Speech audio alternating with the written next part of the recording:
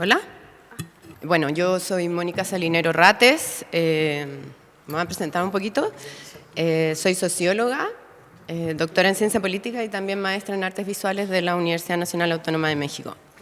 Bueno, poner en valor el trabajo que ha hecho Curva de la Luz es un trabajo muy importante para poder materializar aquellas cosas que nosotros hemos estudiado y que hemos dado cuenta tal vez de una manera más teórica y más discursiva respecto del mural, ¿ya?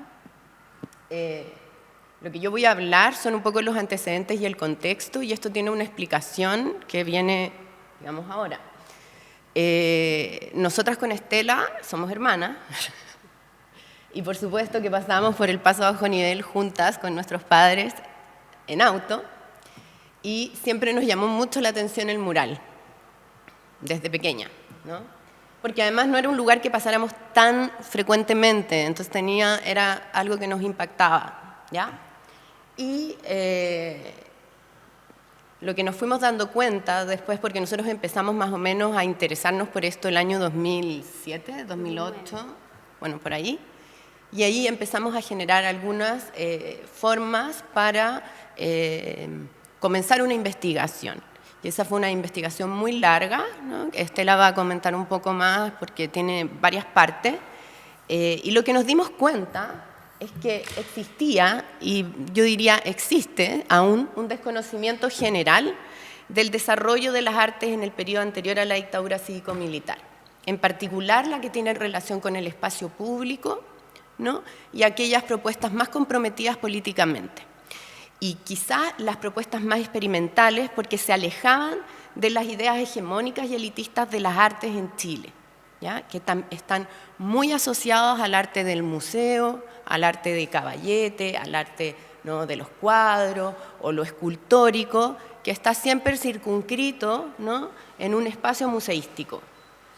O bien teníamos esta idea de las esculturas como monumentos, y a eso también lo vamos a ver porque la historia del siglo XX nos muestra, ¿no?, que eso tuvo un tránsito, ¿no?, y un desarrollo. No voy a decir una evolución porque yo no creo en la idea de las evoluciones ni que hay un sentido de la historia, pero sí dentro de este contexto sociopolítico, ¿no?, sociohistórico y del pensamiento sí se cree que hay una evolución, y eso lo vamos a ir viendo.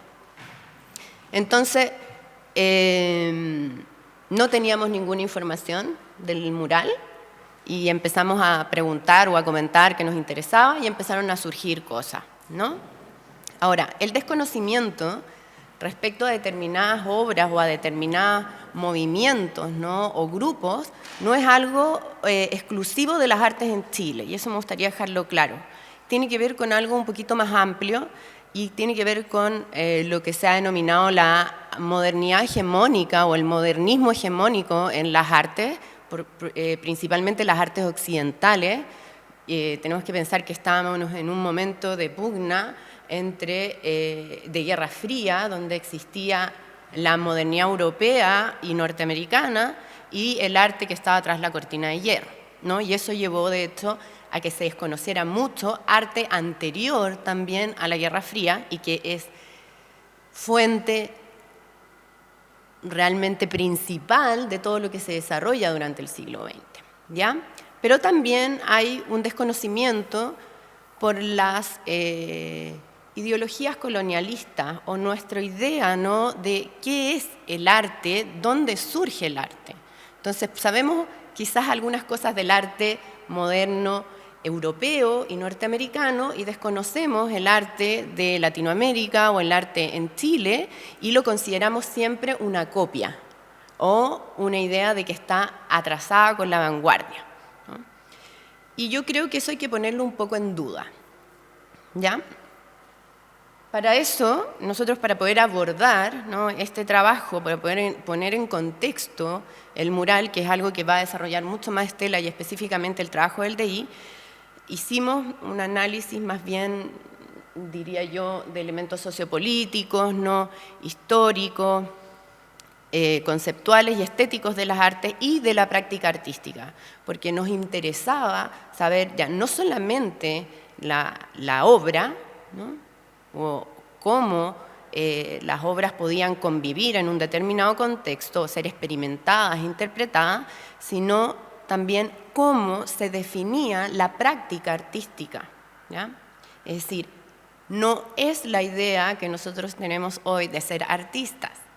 Había una reflexión crítica respecto del lugar que tenían los artistas y las artistas, que no es solamente propia de Chile, sino que también viene muy anterior, digamos, al menos desde principios del siglo XX, desde las vanguardias rusas, ¿ya? Y a partir de eso, podríamos abordarlo desde tres elementos, ¿ya? Bueno, ahí lo que vemos que tiene relación con la UNTAC, ¿no? Y los obreros del arte. Eso ya nos habla de cómo se piensa la práctica artística, ¿no? En un proyecto mucho mayor, donde los artistas constituyen trabajadores. Entonces, lo que nosotros, o lo que yo les puedo comentar respecto a elementos que me parecen interesantes en torno al contexto, ¿no? Y hay ciertos como antecedentes y las ideas que estaban en boga, es que podemos distinguir la idea del arte interdisciplinar y la experimentación, que está principalmente asociado a las ciencias, las técnicas, para generar nuevas experiencias estéticas, ¿ya? También lo que tiene relación con el arte en el espacio público, es decir, cómo se concibe el arte en el espacio público que se va transformando, y en particular la relación entre las artes, el compromiso sociopolítico y el rol del Estado, que ahí podríamos ir directamente a lo que pasaba en Chile, ¿ya? Respecto al arte interdisciplinar y la experimentación, lo primero que no podemos eliminar, ¿no? Todo lo que tiene relación con las vanguardias rusas que generaron el concepto de arte y vida, ¿ya? Son los primeros en generar el concepto de arte y vida. Y además tienen un efecto en las propias escuelas de arte y de diseño en Rusia y posteriormente en la Unión Soviética, porque no son de la Unión Soviética, algunas son anteriores a la Unión Soviética, pero son en este contexto convulso, ¿no? De cómo, si somos vanguardia, también somos vanguardia del pensamiento y también somos vanguardia, ¿no? De los procesos políticos, ¿ya? Y se caracterizaba, ¿no? Desde el principio del siglo XX por la búsqueda de un arte nuevo, la creación de una nueva sociedad, de un nuevo ser que requería también su propio arte, es decir, que se sustentaba en un compromiso como vanguardia para la creación de un mundo sensorial que no estuviese encerrado en las formas burguesas de entender el arte. Y esas formas burguesas eran consideradas principalmente el arte figurativo y de representación, y en particular en contra del arte de caballete. Eso es muy propio de las vanguardias rusas del principio del siglo XX. Y desde la visión de la modernidad imperante, ¿no? En que la ciencia y por consiguiente la historia y el avance de la humanidad es un desarrollo progresivo.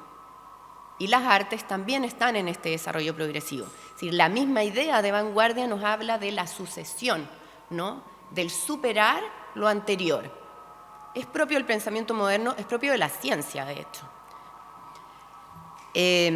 Y estas vanguardias van a tener una relación e influencia sobre el denominado eje Moscú-Berlín, ¿ya? Y que va a concretizarse, de hecho, en las escuelas de la Bauhaus, después la escuela de Ulm, etc., ¿ya? Que no es exactamente lo mismo que lo que pasa, ¿no? En París, Nueva York, etc. Además de eso, comienza, y que tiene relación también con el arte ruso, ¿no? El arte de abstracción, ¿ya? Hoy me pasé, pero un poco, se fue para abajo. Y en la abstracción y en las artes cinéticas, ¿no? El arte de alguna manera se vuelve sobre sí mismo en la medida en que busca experimentar la sensorialidad, ¿ya? Es decir, ya no es tributario de generar obras solamente para, por ejemplo, es un tema muy particular porque muchas veces no es tan evidente, pero ya no se trata de hacer grandes escenas históricas, ya no se trata de hacer una obra para Juanito, Pedrito, el rey de no sé qué, etcétera, o por encargo, sino que de alguna manera el arte se vuelve sobre sí mismo y quiere decidir hacia dónde va su camino, ¿no? Y ese es hacia la sensorialidad, hacia el sensorio, ¿no? Y por supuesto que ahí entran las artes cinéticas. Entonces, los caminos de abstracción en el proceso de la búsqueda de un arte nuevo, y también en particular del arte ruso, está marcado por artistas, todos conocemos a Malevich, pero Malevich es la occidentalización del arte ruso. En realidad, hay artistas como Tatlin, Goncharova, Leoronov, Popova, Exter, Rosanova, ¿no? Después Rodchenko, Lisinski, Bárbara Stepanova, etc. Ese es un diseño textil de Bárbara Stepanova.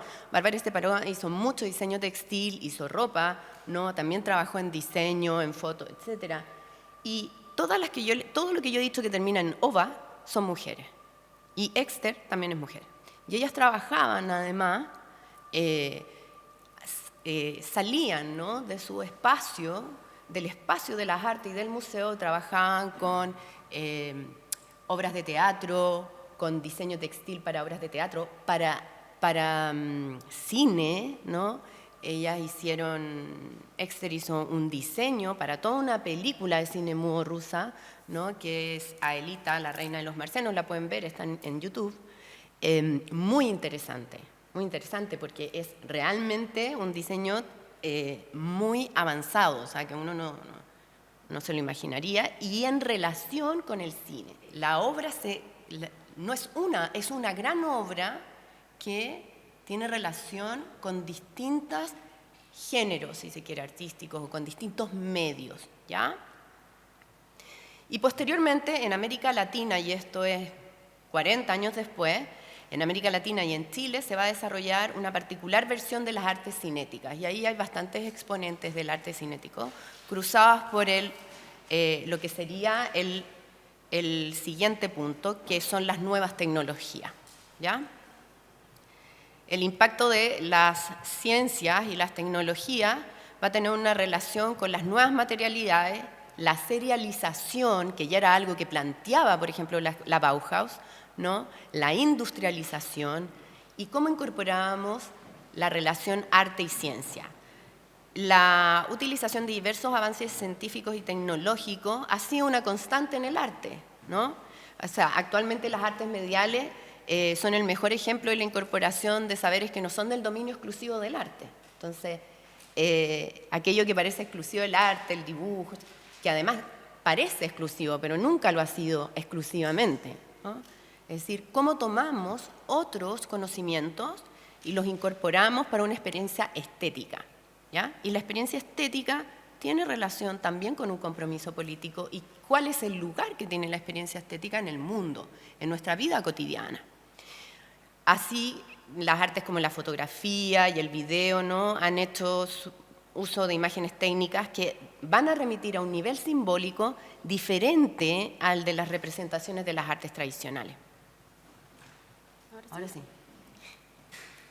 Y eso significa, por ejemplo, esta es una mesa de centro de Eduardo Martínez Bonatti, que es parte del taller de diseño integrado, que, bueno, es una mesa que aparece en la revista AUCA, y si no me equivoco es una mesa de hormigón, ¿no? Sí, sí. Entonces ya estamos con la utilización de nuevos materiales, es decir, cómo utilizamos materiales porque no queremos estar en el museo, o no queremos estar solo en el museo, porque tenemos una concepción de arte y vida, ¿no? Bueno, esto es Revista de la Construcción y el diseño, que es algo que está en este es parte de una imagen de un repositorio de Curva de la Luz, se trabaja con muriglass o con vitrocerámica. ¿Por qué es tan importante la vitrocerámica? Porque es un material muy resistente, que no requiere limpieza más que con agua, ¿ya? Y que en la época, y esto tiene que ver con algo que seguramente va a hablar Estela después, pero que también es el problema de por qué no se puede, ¿no?, arreglar el mural del Paso Bajo Níger Santa Lucía, y es porque esto era parte de la industria nacional, ¿ya? Esto era parte de la industria nacional que hoy no existe. Y eso también tiene que ver con un contexto social, político y económico, y lo que se denomina principalmente, no solamente la industrialización hacia adentro, sino después el pacto desarrollista. ¿Cómo incorporamos todos los grupos, ¿no?, hacia la construcción del desarrollo del país para beneficio de todos y la incorporación de las masas? En la época, este tipo de materiales y el hormigón eran materiales que nos permitían salir sin grandes costos de terminación al aire libre, ¿ya? Y que tenían fácil limpieza. Por eso, por ejemplo, yo soy súper crítica del desmantelamiento del Metro de Santiago y su vitrocerámica, porque la verdad es que no solamente borra la historia, borra esta relación entre industria, arte, espacio público, ¿no? La borra un tiempo, borra un pacto político que nosotros podríamos sentir de manera táctil, ¿no?, solamente por el hecho de pasar por ahí, saber que eso existió, que ya no existe. Y hoy día tener metros solamente pintados, ¿no?, es un costo gigantesco porque tienes que pintarlo permanentemente, ¿no? Yo me pregunto dónde están esos vitros cerámicos. Siempre he querido saberlo. Yo me lo hubiese llevado feliz. Sí. Bueno, también en Chile se dio esta exposición de arte cinético que fue en el Instituto Chileno Norteamericano de Cultura, que podemos ver la gente que participa, ¿no? Ahí está la lista, bueno, que está Matilde Pérez, ¿no?, está Carlos Ortúzar, etcétera, ¿no? Y se habla del arte cinético en Chile. Interesante es que ese es el texto, ¿no?, de la exposición. Plantea claramente las ideas de avance histórico progresivos de la modernidad, ¿no? Y está esta idea de que las vanguardias se suceden rápidamente unas a otras, ¿no?, y el desarrollo y el impacto de las ciencias y la técnica en el arte, ¿no?, y que esto es un pequeño ejemplo de lo que en Chile se ha podido hacer con lo que tenemos. Y eso lo dice de manera muy clara el texto, ¿no? La posición atrasada de Chile respecto a la ciencia y la técnica. Yo creo que eso habría que matizarlo un poco, porque muchas veces la posibilidad de recursos más escasos también nos permite jugar más, ¿no?, profundizar más. Pero claramente quienes participan acá son personas que tienen un particular interés sobre generar experiencias estéticas, sensoriales, que ya no tributen, por ejemplo, a un hecho histórico, que ya no tributen necesariamente a algo figurativo. No estoy diciendo que lo figurativo sea malo, ¿ya?, ni que no haya que hacerlo, pero se abre la posibilidad de profundizar en otras áreas. Y lo sensorial tiene un elemento político importante, que no parece tan evidente, pero tiene que ver con cuáles son las posibilidades de las personas comunes y corrientes de experimentar estas sensaciones. Para eso, además, el arte tenía que salir al mundo público, porque en sociedades tan segregadas y donde hay un aumento de las masas en los cordones al exterior de las ciudades, ¿no?, alrededor de las ciudades, donde lo que vamos a ver con la Cormu, por ejemplo, es que lo que busca es integrar a las masas y mejorar la calidad de vida. Y para eso incluye, por supuesto, las experiencias estéticas, ¿no? No podemos separar todo nuestro sensorio, ¿no?, de una vida cotidiana que sea solo trabajo, ¿no?, ir de un lado a otro y comer, dormir y no sé. Esto tiene un poco más, no es solo recrearse, ¿no?, sino que tiene que ver con tener el espacio. Por eso es tan complejo, porque es tener el tiempo y el espacio para vivir la experiencia estética, ¿ya? Bueno, también antes, digamos, en los años 50, Martinoya, ¿no?, junto con siempre se me olvidó el nombre. Naim, se me olvidó el nombre, pero eran dos, uno era un químico, bueno, y él era un físico de la Universidad de Chile, de la Escuela de Ingeniería, ¿no?, crean el abstractoscopio cromático, ¿ya?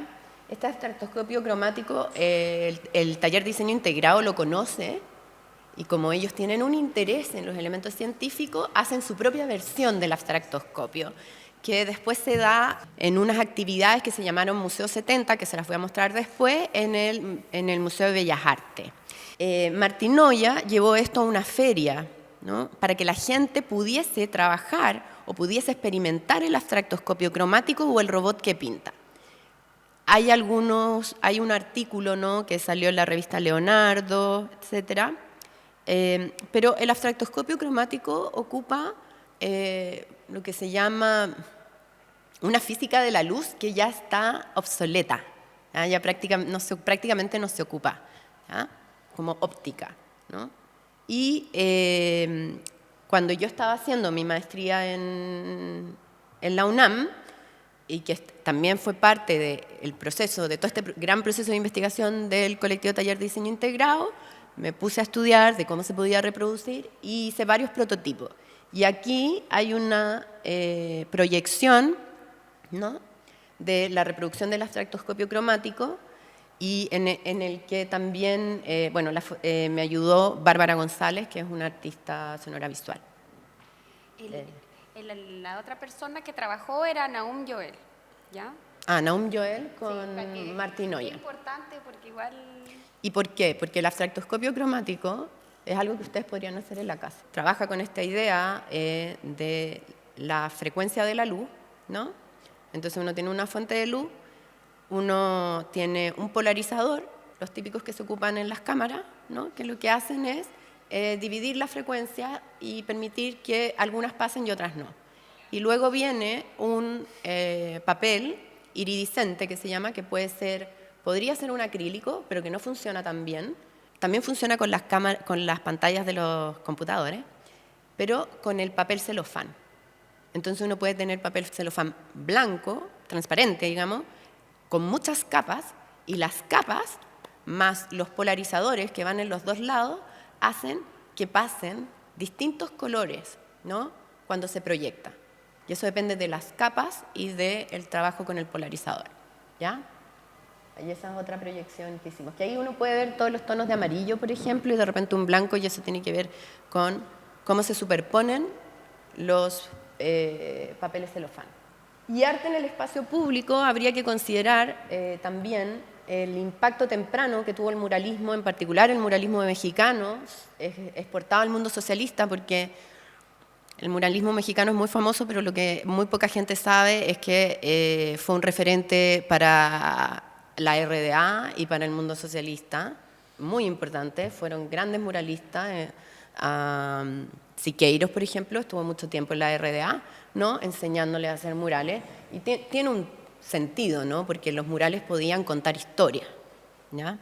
Pero también los murales permitían experimentar fuera del espacio de los museos, ¿no?, a pesar de que el muralismo mexicano empieza como en las murallas, ¿no?, de la Escuela de San Ildefonso en Ciudad de México. Y eso a la vez está relacionado con la transformación del arte en el espacio público en general, y esto es lo que dice Rosalind Krauss respecto al arte expandido. En Chile, ¿no?, bueno, el muralismo mexicano se exportó a Estados Unidos, a Europa, detrás de la cortina de hierro, etcétera, y se empezaron a generar expresiones locales de ese muralismo, ¿no?, y dentro de América Latina también, o sea, por supuesto que Cuba, ¿no?, y distintos países latinoamericanos.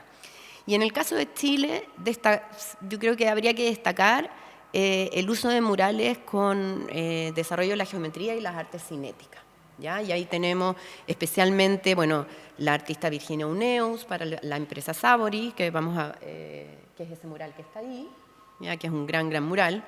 El mural de Mario Carreño para el Colegio San Ignacio, ¿no?, y luego los murales de Martínez Bonatti en la Facultad de Economía de la Universidad de Chile, también esos son de hormigón, ¿no?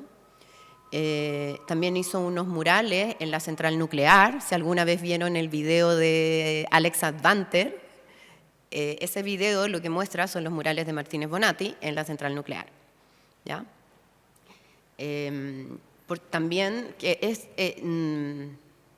También está el mural del primer gol de Chile, de Mata, que está hoy día en el Gran Centro Cultural Espacio Mata, y que también se borró y que hubo una recuperación gracias nuevamente a que un obrero le puso aceite o algo encima para que después se pudiese recuperar, y que hoy día uno lo puede ver en el Centro Cultural Espacio Mata en La Granja, ¿ya? Y que eso era parte de un centro recreativo que tenía una piscina donde toda la gente podía acceder, ¿no?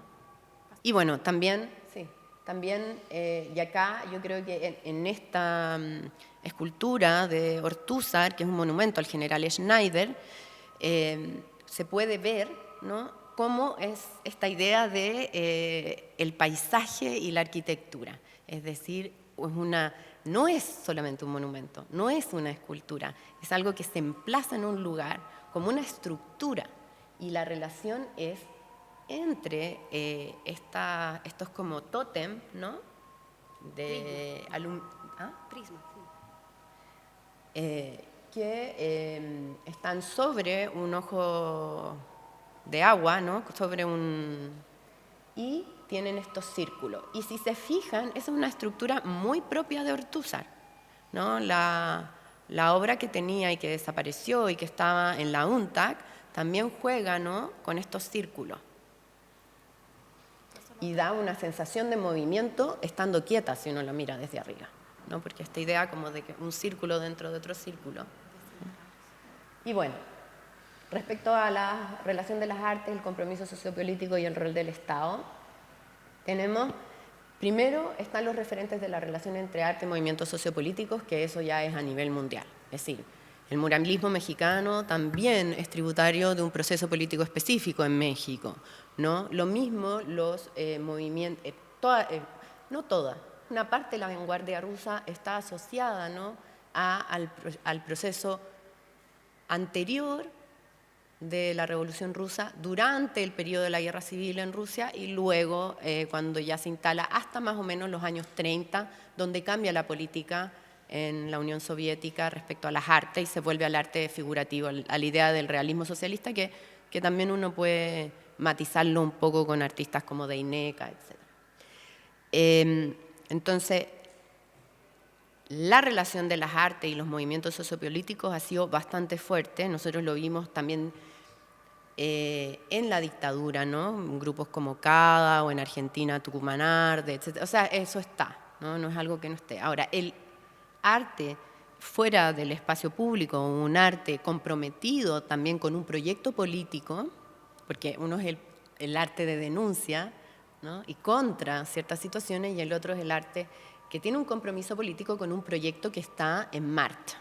Y esos proyectos que están en marcha no refieren solamente a la unidad popular. Yo creo que eso también es importante decirlo. Tiene que ver con un proyecto desarrollista dentro de Chile.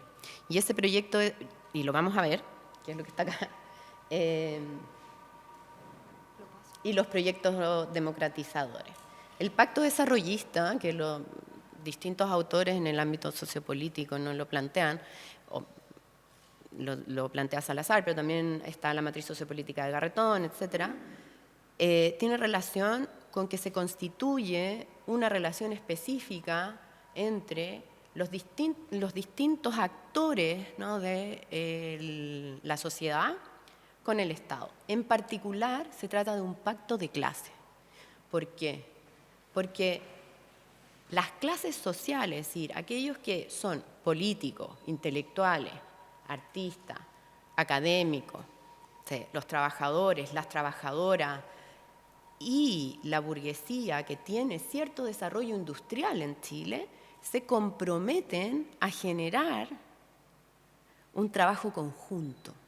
Y eso por ejemplo, es súper claro en la Cormu, pero no solamente en la Cormu, pero es sumamente claro la importancia que en este pacto desarrollista tiene la infraestructura, y no cualquier infraestructura. No se trata de la infraestructura solamente más barata, sino que se trata de una infraestructura que da cuenta de ese proyecto, ¿no?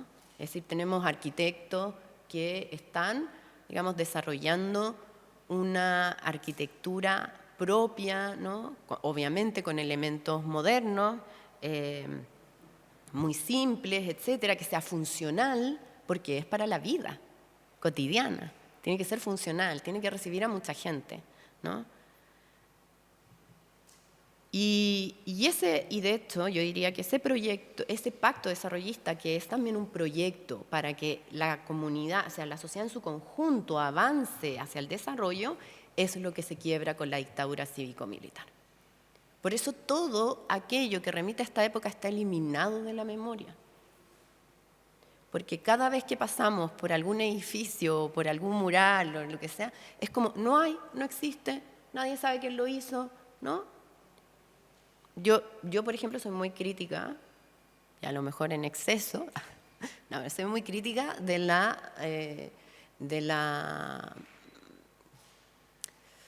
rehabilitación del GAM, por ejemplo. Creo que no, y está bien que responda a ciertas cosas de la época, pero hay algo que hace el GAM, ¿no? El GAM es un edificio paradigmático de nuestro país, porque concentra la historia de los últimos 50 años y lo concentra respecto al modo en que se gestiona el espacio, las artes, ¿no? El acceso a las artes, ¿ya? Y a ciertos espacios, ¿no? La gestión, cómo se divide ese lugar, cómo se divide. Antes había un comedor público de bajo costo. Hoy día hay cafeterías, ¿no? Restaurantes, que no son para atraer a la periferia, digamos, a las masas, al centro de la ciudad. Son para atraer más bien al barrio alto, hacia ese lugar, ¿no? Hay muchos espectáculos, a mí me parece que eso está increíble. Pero, por ejemplo, hay cosas que a mí me parece que hay obras antiguas del GAM que están mal puestas, ¿no? Están mal emplazadas. La única obra que quedó bien emplazada es la de Sergio Castillo, el resto no tiene Bueno, hay una serie de cosas que si en algún momento quieren las podemos conversar, pero yo creo que ahí hay que hacer una revisión, porque tiene que ver con estos procesos de transformación en los que se nos aparece algo como una recuperación, pero no hay una discusión de qué es lo que se quiere recuperar, ¿no? ¿Qué memoria vamos a rescatar? ¿Qué es lo que nos importa de ese edificio? Pero además no solamente está eso, yo hice una investigación sobre un centro de perfeccionamiento y experimentaciones pedagógicas, que es el CPIP, que fue parte de la reforma educacional de Frei Montalva, que es la reforma educacional más importante de este país, la es, no es otra, ¿ya? Y es la que permitió bajar las tasas de analfabetismo, que aumentara el ingreso a la universidad, ¿no? Que aumentó los años de obligatoriedad, que cambió el estatus de los profesores normalistas, o sea, que tenía un sentido democratizador, ¿no? Y ese lugar era un centro, digamos, pionero en América Latina, referente mundial, y generó su propia imprenta para materiales pedagógicos, ¿no? Fue la construcción de un gran centro que tenía oficinas, pero que también tenía una residencia para profesores para poder especializarse. Y este lugar, de hecho, estaba muy abandonado, ¿no? O sea, abandonado entre comillas, digamos que nadie conocía porque está en Barnechea, ¿ya? Muy alejado, tenía un sentido que estuviera alejado.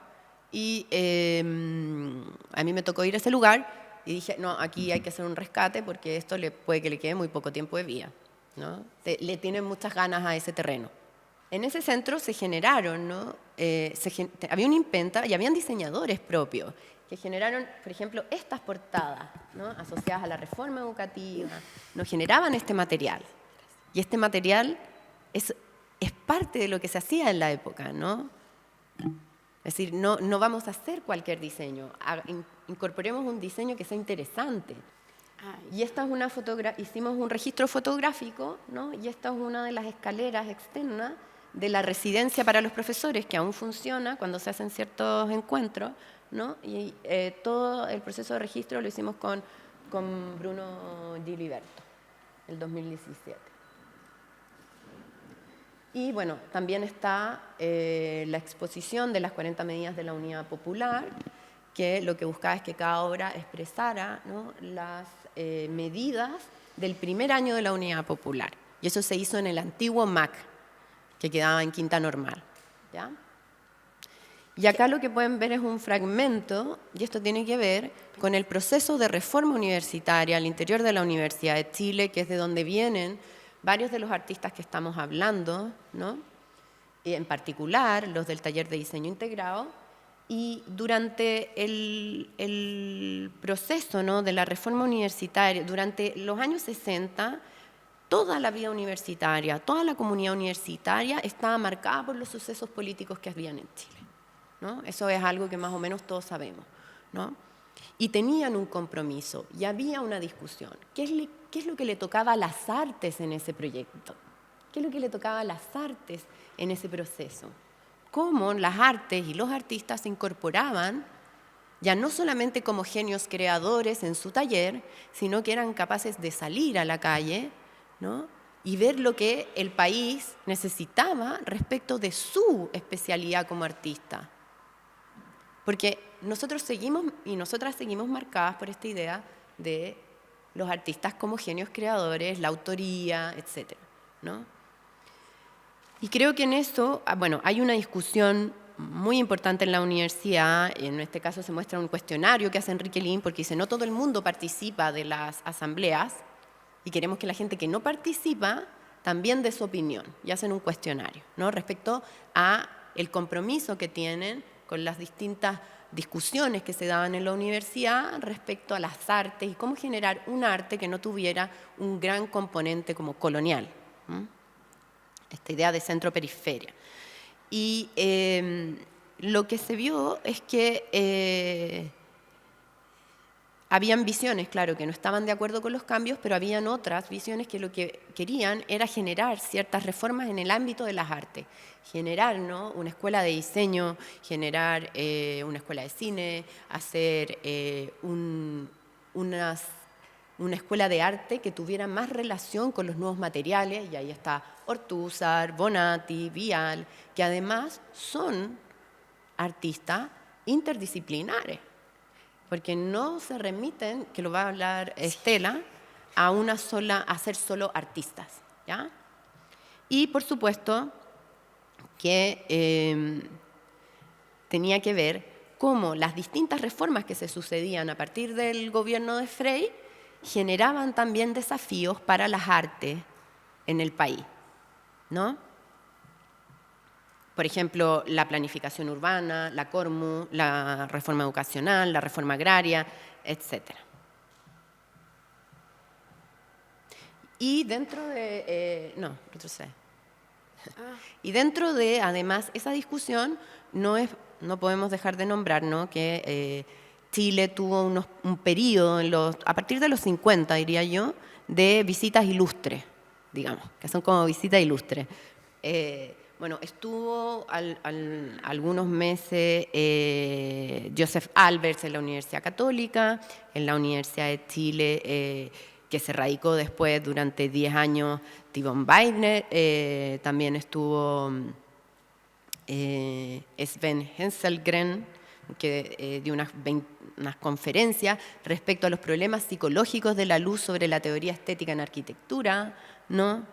Y, por supuesto, la determinante estadía de Wim von Siepe, ¿no?, proveniente de la Escuela de Ulm, que estuvo desde el 68 hasta el 73 trabajando para el Estado, en particular para el gobierno de Frei Montalva, para un proceso de desarrollo industrial en torno a determinados elementos de la vida cotidiana, ¿ya?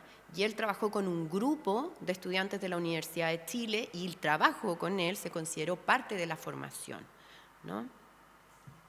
Y finalmente, que estaba como aparte, lo importante que fue en este contexto el pensamiento y las ideas también que traían Nemesio Antunes, con quien los artistas habían tenido una relación importante en Nueva York, y también estaba Guillermo Núñez en esa época, que es la exposición que estamos acá, cuando los artistas fueron al Prat, ¿no?, y que tienen unas historias demasiado divertidas.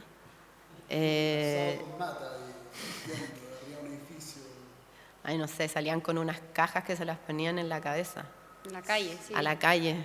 Se ponían unas cajas, salían en la cabeza, se ponían como en los paraderos de las micros. o se mandaban así 300 copias de un libro por pagar. ¿Te acuerdas? Sí, una locura. Era que tenían unas historias muy divertidas. Bueno, pero cuando Nemesio Antunes se hace cargo del museo, ¿no? Comienza a hacer una reforma. Por eso está esta idea del conservador con escoba vanguardista. Dice, el Estado no puede ser el Estado. El museo no puede ser un cementerio, ¿no? El museo tiene que tener vida. Entonces tiene que tener una cafetería, tiene que tener cine, tiene que tener actividades. Tenemos que traer a la gente al museo. Tienen que tener distintas actividades, ¿no? Tuvo mucha resistencia a la incorporación de Nemesio Antunes al museo, porque se sacó a la persona histórica que estaba ahí. No lo dejaban entrar. Nos contaba la María Inés Solimano, que fue su asistente personal, que durante un tiempo no lo dejaban entrar, entonces él no podía ser el director del museo, ¿no? Pero finalmente entra y además hace una remodelación del museo. Y en el proceso de la remodelación del museo siguen haciendo actividades y hace lo que se llaman las actividades de Museo 70, que por supuesto fueron terribles, ¿no? Una cosa horrorosa en este país tan conservador. Y en estas actividades es que participó Martín Oya, pero también participó el DI con el abstractoscopio haciendo proyecciones de luces, mientras otros leían poesía, ¿no? Había músicos, música. Entonces, esto nos habla de otra forma, ¿no? De concebir el lugar de las artes, tanto en el mundo público, en el espacio público, pero también cómo traemos a las masas, ¿no? Al museo o a ciertos centros culturales, que no sea solamente esta idea de contemplar, que no deja de ser muy interesante, pero que no son las únicas formas de experimentación sensorial, ¿no? Y eso, era lo que yo les quería contar. Gracias.